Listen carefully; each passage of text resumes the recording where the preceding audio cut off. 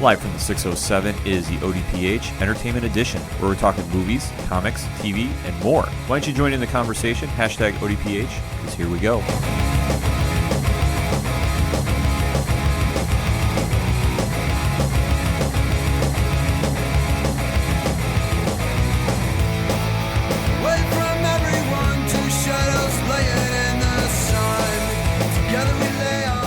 And welcome back to another edition of that Ocho Duro Parlay Hour Entertainment Edition. I am your host, Ken M., and sitting across from me this week is the intern himself, Padawan J. Hello, hello, hello. Folks, we have a lot to discuss, so let's waste no more time. Hashtag ODPHEE for the Entertainment Edition.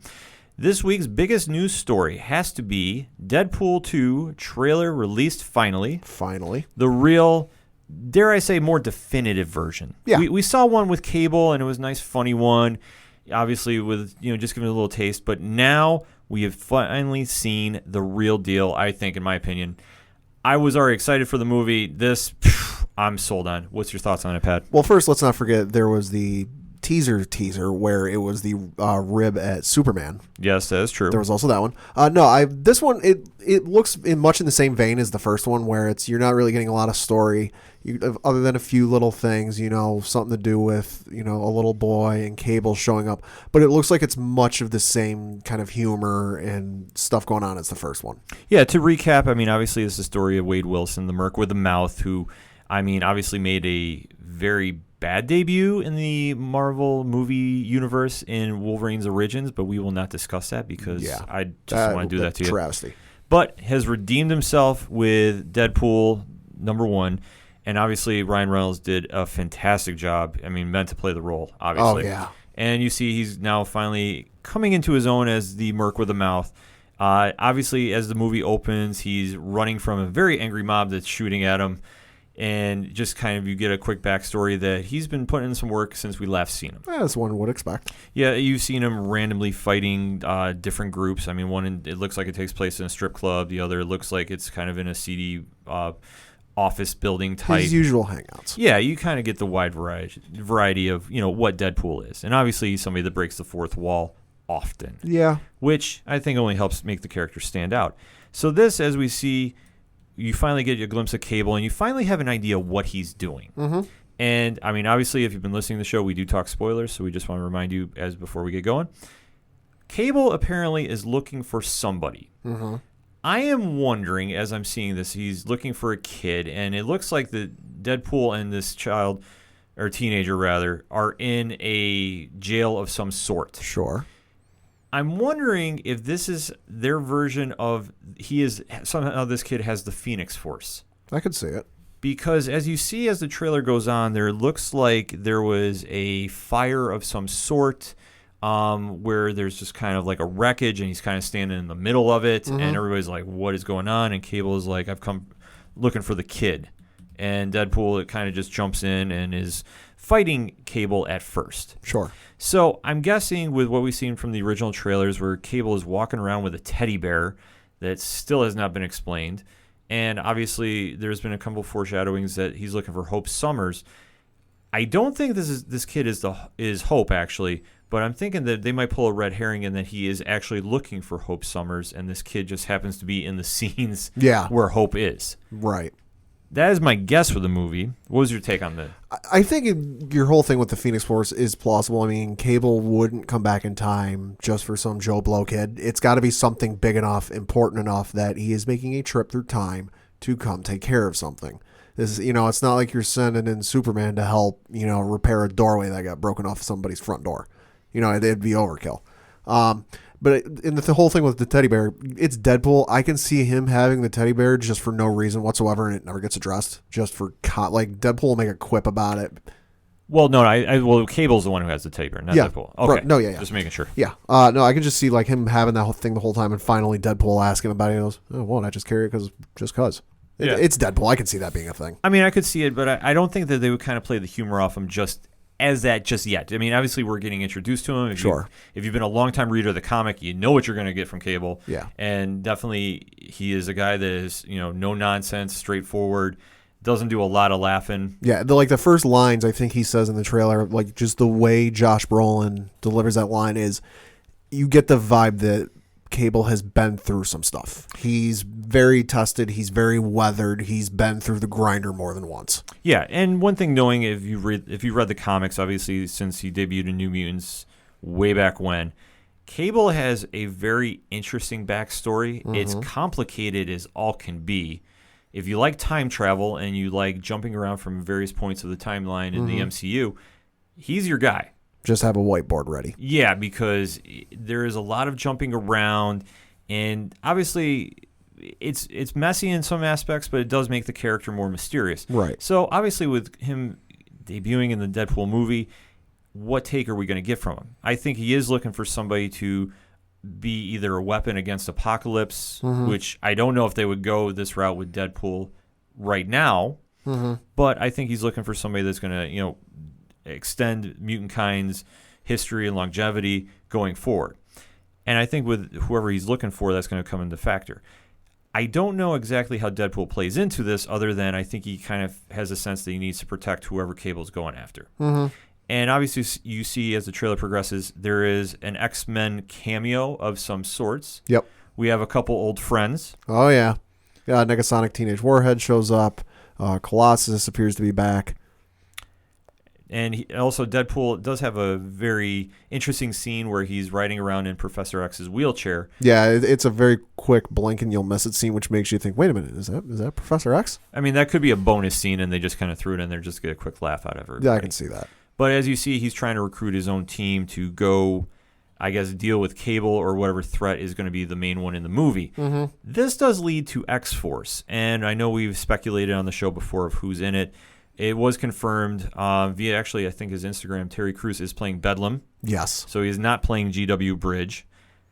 Domino is in the movie, as we've seen. And there was a couple other characters that I think we finally figured out, or at least we're going to make a couple guesses at. There was a picture of a folder on a desk of X-Force, and there was a picture of somebody named Peter on there.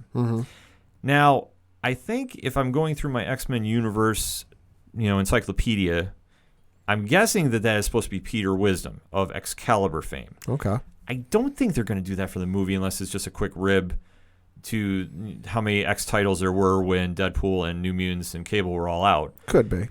So I don't know if that's actually going to be in there, or if that's just supposed to be like a quick joke that we'll find out a little bit more of in the movie. Right. Because I did not see later on when they showed the plane scene, as we'll call it, where they're standing ready to jump out of it, that character in there.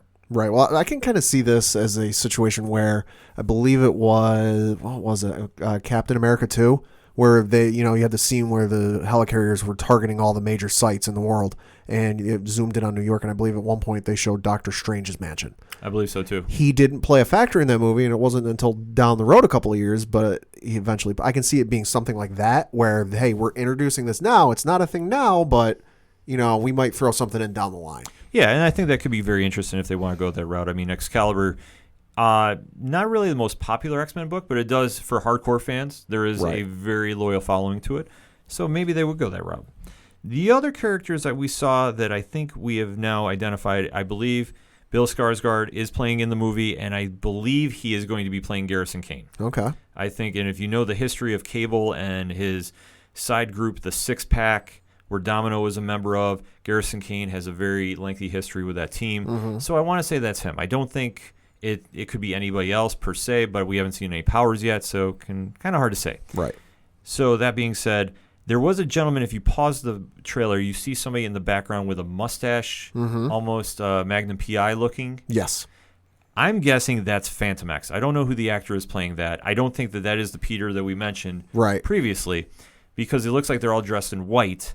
And if you know Phantom X from the comics, he does wear a white outfit. Sure. And it could be, and he has very notable ties to X-Force.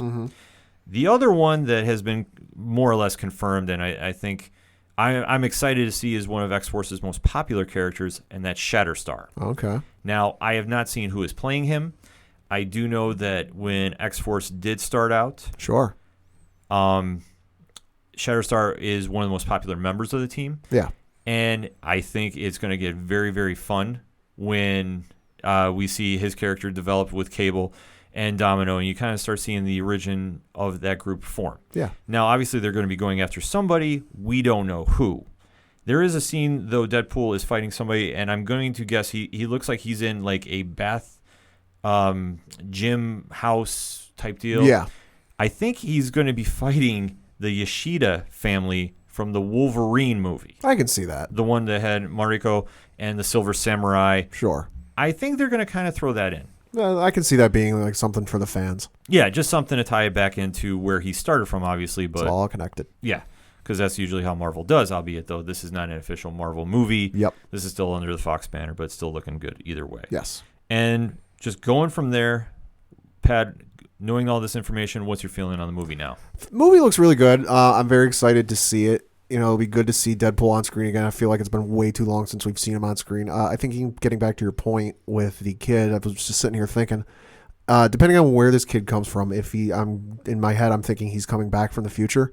I can see Deadpool's reputation being rather large. I won't say as large as a Captain America or an Iron Man, but still, he's known. He's noteworthy.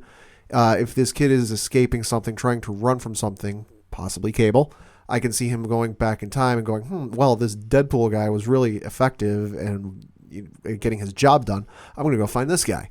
So Deadpool's doing his thing, filling out contracts, going through them, making money, and all of a sudden this kid just drops in his lap and upends his whole life. It could. I mean, there's a lot of possibilities we're going through because we still haven't seen who the main villain is going to be. Yeah. I think people are going to speculate maybe it is supposed to be Cable. I don't know. I do know that if they're going to be tying in X-Force and Cable and Deadpool, Apocalypse is usually mentioned quite heavily with all three teams. Sure.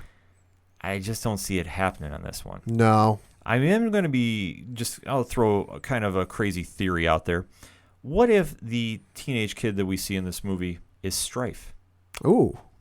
Now, if you do know Cable's backstory, Strife is a clone of Cable because when Cable was infected with the techno-organic virus, they made a clone of him in the future to preserve him because they knew how powerful he was going to be. Let's just say for movie talk, they decided that to hide him away, and that's where he is, maybe. I'm throwing a crazy theory out there. Yeah. Let's see if it's right. I don't know. Could be, could not be. I still think it's going to be Hope Summers, and I think this kid is a red herring to everybody until we actually see the movie. Yeah, this is true. That is my prediction for it. I am, though, very excited to see this movie. I definitely want to know what you guys think about it. Hashtag ODPHEE. Let us know what you think of Deadpool. Are you more excited after seeing this trailer? Do you think there's more members of X-Force involved? We want to know. Hit us up. We're going to take a quick break. We'll be right back. It's a heartbreak, soul-shaped radio attack. Taking 4 steps forward, no steps back. Hey, this is Vince the Common Man Ciatoy, local MMA fighter, telling you to keep on listening to the ODPH, the 607's up-and-coming newest podcast.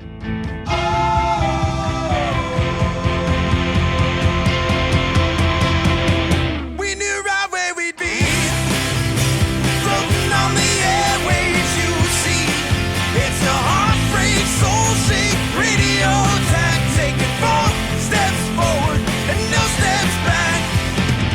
Coming back for segment number 2 on this week's ODPH Entertainment Edition with a little bit of movie news again, but man, I hate talking about this subject. I know it's hurting your heart a little bit, especially since when we were previewing our movies of the year, one of these was your pick for movie of the year. Yeah, absolutely. The Marvel Mutant universe after Deadpool is kind of in limbo right now. It's kind of barren. Yeah, because unfortunately we have the news that not only did New Mutants get pushed back again, Yep. which I am super bummed out about, I know amongst a lot of people, Yeah. but Dark Phoenix has now been pushed back. Yeah, so X-Men Dark Phoenix has been pushed back to February 14th of 2019, and New Mutants has been pushed back to August 2nd of 2019. Now, this is kind of disappointing on a lot of fronts, and Pat and I have both been trying to read as much information as we can on this. Mm-hmm. Pat has maybe some insider news he's been hearing about. Yeah, I mean, I've been reading some stuff. There's some people I follow online that know when movies are getting test screened and discuss them, and for the most part, I kind of read it and take it for what it is. But once I saw this, I kind of started wondering what was being said. Yeah, so as we speculate, we have not been told anything official. We're just kind of gathering as much information as we can from other sources. and just kind of giving you our opinion based off what we see from that. Yeah, this is not anything that anyone is telling us, so don't come hitting us up for insider secrets or spoilers or anything like that. We're not being told that. This is just what we're reading. Yes. Let's go with the nicer of two news things with these movies, that being Dark Phoenix. Now, from what I've read, the situation with Dark Phoenix is that it was test screened. It went well. From what I read, it's not bad, but it's not as great as Days of Future Past. Yeah. So it's from what I've read, it's middle of the road. It's, if the person I read had to grade it, they gave it a B. But the issue of it is like, much like with anything, it's, there was some stuff that didn't test well. They've got to fix some visual effects and whatnot, which requires bringing the cast back in. And when you have a cast with Sophie Turner, James McAvoy, Michael Fassbender, who are all very busy actors and actresses, you then run into the scheduling conflicts. So they've got to bring these folks back in for reshoots, and they're not going to be able to do it until September of this year at the earliest. And the issue they're running into there is Sophie Turner, in case you didn't know, she is kind of on a semi-big show. You might have heard of it, Game of Thrones? Yeah, you might have heard a couple news stories about that here and there. No, but I think obviously two ways to look at this. One, obviously getting actors that are very successful to come back when their schedules are pretty much tied up with other projects is near impossible. I mean, you saw this with Justice League reshoots where Henry Cavill was already off filming, what was that? I think it was the next Mission Impossible movie. Yeah. And you had the infamous mustache gate. Yeah, and so when you have a situation like that where you have to bring back your A-list stars and they're already working on other projects, it's not exactly as easy as getting a hall pass to get out of their project to come back and work on another one. Especially when it's people like Sophie Turner who filmed for Game of Thrones and aren't just kind of chilling in another backlot in London, England. No, she's off in some other foreign country halfway around the globe. Yeah, and obviously, like we say, getting all those actors and actresses back in is tough. Yeah. But let alone, the other side of the coin is when you have a movie that is so iconic to a fan base. And if you talk to any X-Men fans, Dark Phoenix or the Phoenix Saga, however you want to break it down, is one of the most legendary stories in all of comics. Top 5, if not top 3, depending on who you're talking to. Exactly. I'll say top 5. But that being said, Case, I'm sure the movie studios want to take their time with it because they know that if they, for some reason, completely miss the mark with it, they can't afford to hit the fan base that badly. Yeah. Now, not saying Apocalypse was a bad movie. I just think that maybe it didn't connect as well as Days of Future Past, because if you want to talk classic X-Men stories, that's one right there. Yeah. That you can kind of debate on which one has more impact. I mean, I think Dark Phoenix and the Phoenix Saga, that has impacts that are still resonating today in books. Oh, yeah. I mean, it was big enough that they did a run of it on the animated show. Oh, multiple times. I mean, it's heavily influenced many books and many creators from when it came out. So obviously, you have that pressure on you to deliver to the fans because if you name a story and something that is that classic and you miss, that could just ruin your franchise. Yeah, that's a big screw up. Yeah, your mainstream fans, they'll still go to it because it's a cool thing to do, but your hardcore fans, they'll never let you live it down. No. So with that being said, Case, I think the movie studio is making the right call. Yeah, it makes sense. Yeah, if they don't feel that they have the right film in place, why miss the shot? Because I'll compare it to another film. When Justice League came out, many fans did not, I guess, accept it as well as we did. Right. And I think Justice League was a good movie. I don't think it was great, but I think it was good. But I think that when you're dealing with the established characters and the persona and aura that's around that group. So when you're talking to comic book fans and you say Justice League, there is a certain idea that pops in the head, and it has to hit that mark. Yeah. Same thing if you talk to X-Men fans and you're saying, okay, we're going to do the Phoenix Saga. You don't exactly go into it, half-tailed. Yeah. Because take a look at how X3 went. And, okay, the reaction right there proves my point. Yeah. Not saying that they didn't try, but obviously when you try forcing too much into a movie instead of telling organically, it doesn't connect with a lot of fans. Like, I'm not a fan of X3. No. And I just there's a lot of areas with that I just didn't like about the movie. So obviously, if the studio is going to redo a bad movie, in some people's eyes, you really got to hit that mark. Yeah. And the room for error is not there. No, it's not, especially with this story. Yeah. So I think they made the right call. I don't mind waiting a little bit, especially if the Marvel, Disney, Fox deal is finalized by then. Yeah. Then, you know what? It'll kind of be a moot point, because if Disney decides to reboot the franchise, what happens to this movie? I mean, I don't think they're going to do it right away. Well, I'll give you my thoughts on that in a minute. Okay. But if they do it, or is this possibly, and this is only my guess, I keep hearing talk of the Disney streaming service. Would this movie go right to there? I don't think so. I think it'll get dropped on Netflix or Hulu. Okay. It'll be something that they can just dump it on, and I'll get to that in a minute. Flipping to the other movie, New Mutants Now. This movie has been delayed twice now. Yeah. It was supposed to come out what was it, April this year? May this year? April, I believe. And then it got pushed back to late this year, and then it got pushed back again. From what I've read and what I've seen online, it's gone through a couple test screenings. They did not go well at all. They felt, from what I was reading, the viewers felt like it was a horror movie that they just forced some X-Men characters into. Now, from what there are a couple articles you can find online where they say, oh, it's to make it darker, make it more horror. That, from what I've read on other places, couldn't be further from the truth. From what I've read, they're trying to tone it more towards It or Stranger Things. Well, I think anytime you deal with something that's hot in the public's eyes right now, and Stranger Things, one of the biggest things going. Yeah. It had a successful run at the box office like we haven't seen with the horror genre. I mean, we talked about it with Mike C. from I Am Horror when he was on here. Yeah. And just the impact of how there's a resurgence in it. So I'm sure that in some studios' eyes, they're trying to jump on the bandwagon. New Mutants, if you go into the history of them, is a very unique one in comparison to your other teen books. Right. Especially when they really were kind of going in some different directions. Obviously, and we've already said we're talking spoilers, so this is nothing new. I've already mentioned before they're going to do the Demon Bear saga. That's what allegedly this is supposed to be. Is it one of the most memorable New Mutant stories? Hard to say. Yeah. But if they really want to make the horror aspect of it, it is one that can fall under that category. So that being said, you're also trying to introduce mutants to the mainstream that are not exactly household names. The actors are starting to get that way. Because, I mean, they've casted this film phenomenally. I've said this before, and this is why I was so excited about the movie. And the trailer, I thought looked great. Yeah. And I was like, okay, you know what? This looks completely different. And I like it when creators go on the edge and try doing something new.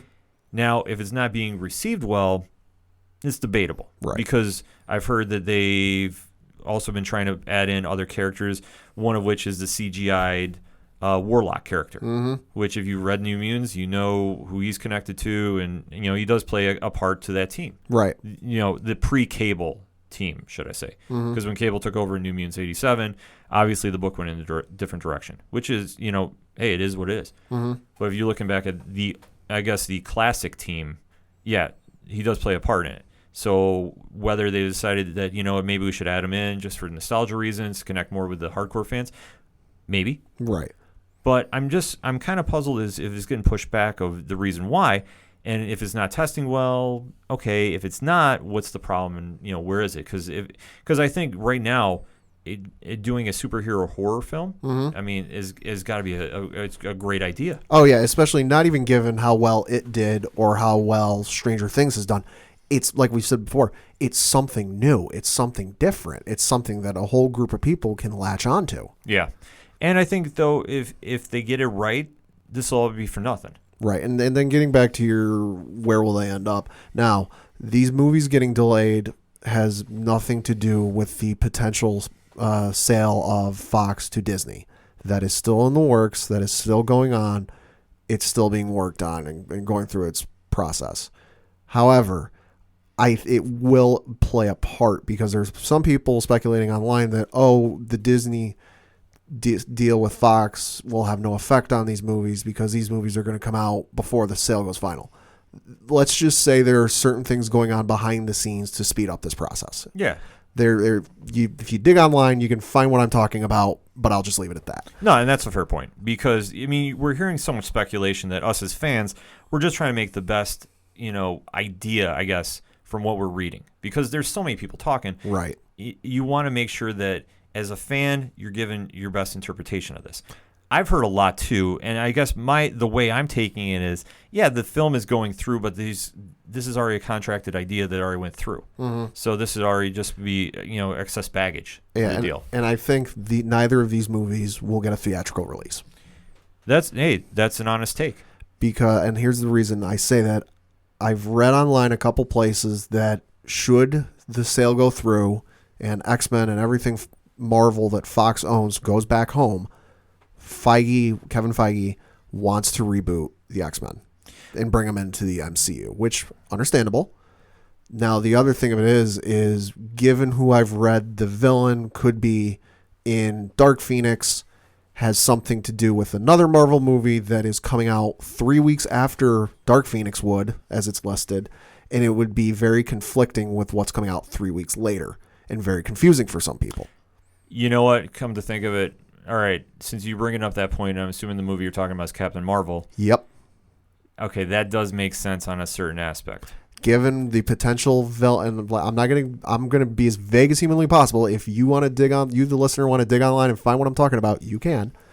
Given who the potential villain of Dark Phoenix could be, because nothing's been confirmed yet, nothing's been shown yet, it would be very conflicting with Captain Marvel coming out 3 weeks later.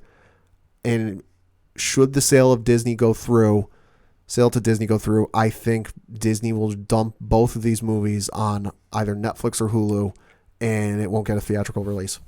Well, yeah, that's an honest take. Like I said, Pat might be onto something. Going off his theory, I'll just kind of maybe clear it up a little bit without spoiling too much. You remember the controversy when Avengers and X-Men Days of Future Past had the same character in the movies? Yep. We're talking about the same thing here, folks. Yep. That they might be having a shared villain, so to speak, and a different interpretation of him. Both of which would be debuting for the first time in both universes in those movies. Which is kind of a weird coincidence. Yeah. Because that's just... Because I'm just thinking back to the source material of Dark Phoenix.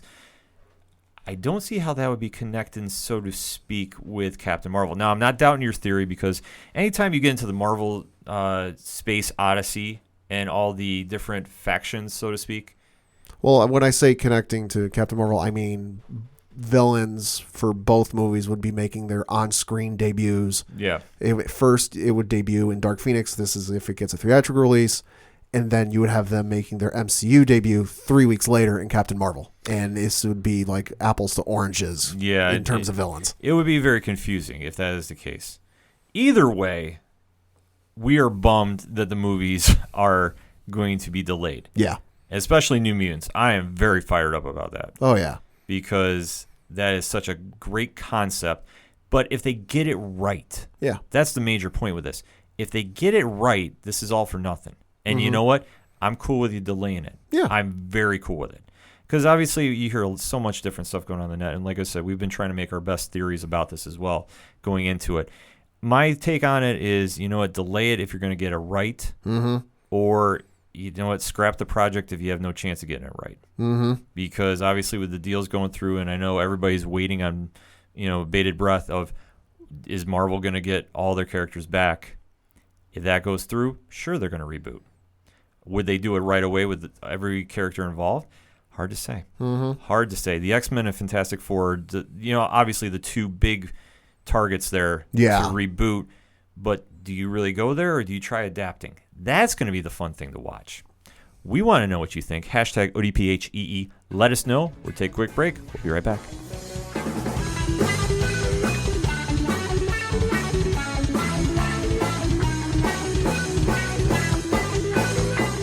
Hey, I'm Mike Pappy from Rye Bread, and you're listening to the ODPH.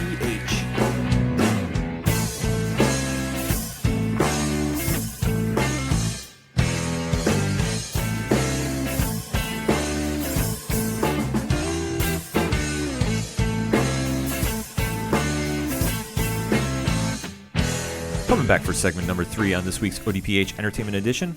Now, we've been talking about the Marvel movies coming out, and there's no other bigger Marvel movie coming out this year than Avengers Infinity War. I think I have heard of that one. Yeah, maybe once or twice. But in the comics landscape, Marvel is making a big push involving the Infinity Stones this summer with their now released Infinity Wars crossover. Now, they have the series coming out. It's going to be written by Gary Dugan, who's been writing Guardians of the Galaxy for a little bit now. Mike Deodato Jr. is doing the art with colors, Frank Martin.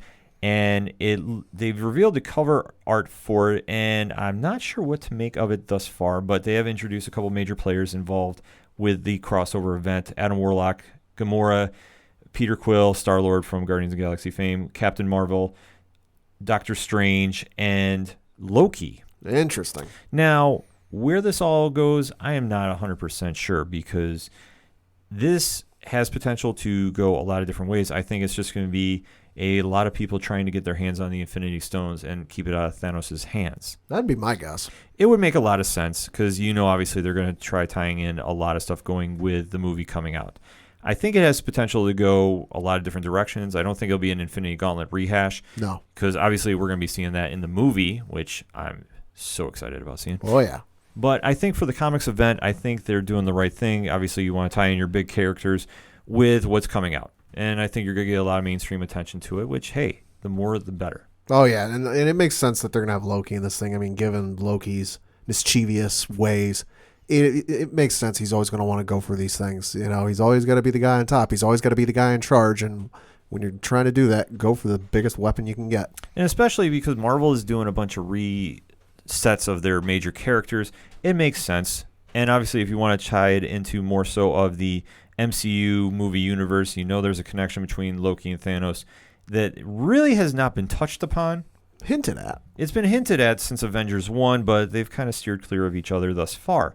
So obviously bringing it into the comics universe is going to be kind of really telling to see how it plays out, because you obviously have a bunch of people fighting for a lot of power to control the universe. Yeah. So what is going to happen? What alliances are going to be made? What are going to be broken? It's going to be a fun read to watch, and I think Marvel is taking the right steps with this going forward. In comparison, though, there was some DC news to be had. Oh, yeah. DC is redoing their Justice League line. Now, we talked last episode about the greatness that is going to be the Scott Snyder run on Justice League, which I will save my marking out for. But the other books coming out involving the Justice League have got the panel a little intrigued. I know Bright Guy Signal could not make it in this week. I'm expecting a blog from him on the website shortly after this episode is posted to give his thoughts on this. But, Pad, why don't we break it down just a little bit here? Yeah, because these lineups are surprising, to say the least. Surprising, but I think they have a lot of good directions they can go in. Now, obviously, DC is banking on the Justice League to really take over the summer. They are reintroducing their Justice League Dark lineup, with Wonder Woman now leading that team. Okay. Now, if you're not familiar with Justice League Dark, they kind of deal with the supernatural element of the DCU. So I think recently Constantine was on that lineup, which makes sense. Correct. It was Constantine, Deadman, Zatanna, Swamp Thing 2, I believe, was on there. It was a powerful mix of the DC supernatural characters. Sure. So obviously seeing Wonder Woman get thrown in this mix, and especially as the leader, interesting choice. I mean, great choice, but... Well, I think if the thing continues with Batman and his own team in Gotham, it kind of makes sense that he can only do one thing and stay on one task. He can't be in both places at once. So it would kind of make sense from that aspect if he says, hey, listen, I can only do one thing here. I'm great, but I can't be everywhere all at once. And Wonder Woman steps in to fill his role. That could be. And the Batman aspect I'm going to touch upon for the other team. But for this one, with Wonder Woman branching out on her own team, the supernatural aspect, I mean, is going to be a really fascinating read. Mm-hmm. And especially with the team involved. Yeah. Because looking at the lineup, Swamp Thing is back. Zatanna is back, who has ties to Batman. Detective Chimp, which, okay, I'm interested. Yeah. And Man-Bat. That is so out of left field. It is very out of left field because, I mean, typically he is a rogue to Batman. Now, I know in the current comic timeline since Rebirth, there has been kind of a blending of the lines, so to speak, of the villains becoming heroes. We recently saw in Detective Comics where Batman was kind of forming his own sub-team. Yeah. I can't remember the exact name of that team, but Clayface was on that team. Yeah, he wanted to turn a new leaf and go down the right path. Yeah. Is this the same story with Man-Bat? It could be, but I feel like they would just be rehashing the Clayface story. Maybe. But I'm very interested to see how it plays out because obviously DC Metal is wrapping up this week, and I know that there is a major Justice League crossover kicking in before Snyder's run, and obviously the 2 other books are going to get rebooted. Mm-hmm. So that being said, I mean, this book does look very interesting. I am, kind of a little more puzzled at the lineup, but more of an excited puzzle. Not a like, what is this team? Yeah. No, I don't want to get it twisted on that. But I think, though, it's going to be an interesting lineup to be seen. Mm-hmm. The other team, though, that really has my attention. Mm-hmm. Mine too. Justice League Odyssey is the name of the team. It's going to be written by Joshua Williamson and art by Stepan Stejicic. I hope I pronounced that name right. I apologize if I didn't. And that team is going to be led by Cyborg. It has Green Lantern Jessica Cruz on it, which if you've been reading the new Rebirth relaunch of Justice League, you know where that character is from. Mm-hmm. Starfire from Teen Titans fame. Azrael from Batman fame. And Darkseid. Yes, that Darkseid. Yeah. Okay. I need an explanation. I'm sorry. I need one. Yeah, no, I feel like we both need these. I feel like this lineup with, okay, Azrael I can see, for me he's kind of like an in-between, good, bad, does what he has to.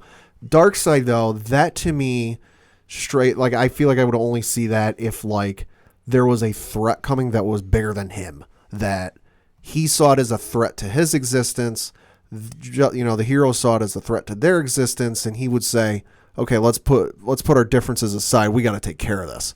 I'm real intrigued to see how he gets roped into all of this. I see. I just can't envision a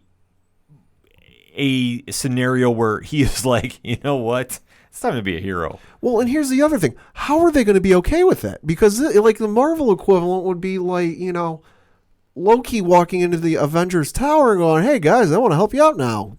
And I'm talking MCU, not comics. Yeah, I think there would be a lot of questions involving that because, like, nobody's going to believe anything he says. They're not going to trust him for 1 minute. I mean, unless it's a situation where he needs them for something. Which is probably the case. Which has to be the case. I mean, I can't see him just being like, you know what?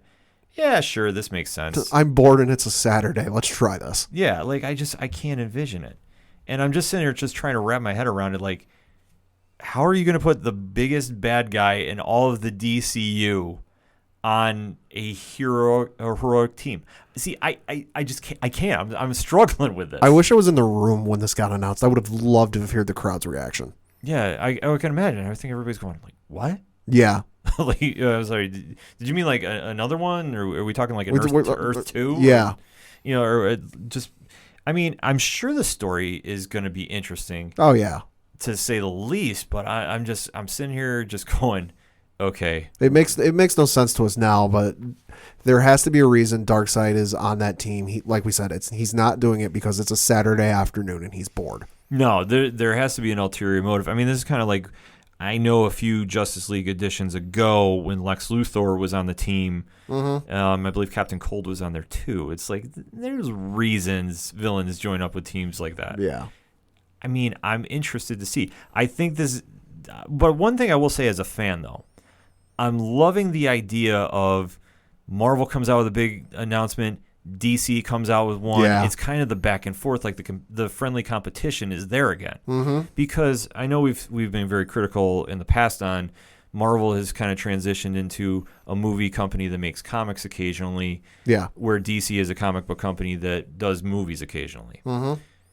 That being said, though, I'm loving the initiative Marvel is taking, especially with their reboots, which I know the more that are going to be coming out involving them, I think are definitely going to be worthwhile reads, especially the Hulk book. I'm super excited to read that, and especially the Black Widow reveal that happened this week about the spoiler. Apparently, she is part of a clone program and has been for years. Oh, Lord. Yeah, which is got a weird sci-fi twist to the whole spy. Mm-hmm. Folks, I tell you, we talk spoilers on the show, so if you listen, you've been fair warned from the get-go. Mm-hmm. But that being said, especially the movie coming out, allegedly, there's a lot of stuff going on. Yeah. I'm intrigued by it.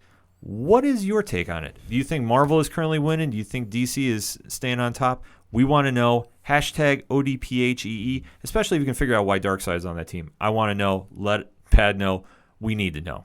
We're going to take a quick break, close it out with the one-shots on the ODPH Entertainment Edition. Hi, this is Mike C. from I Am Horror. You're listening to the ODPH, the most killer podcast on the planet.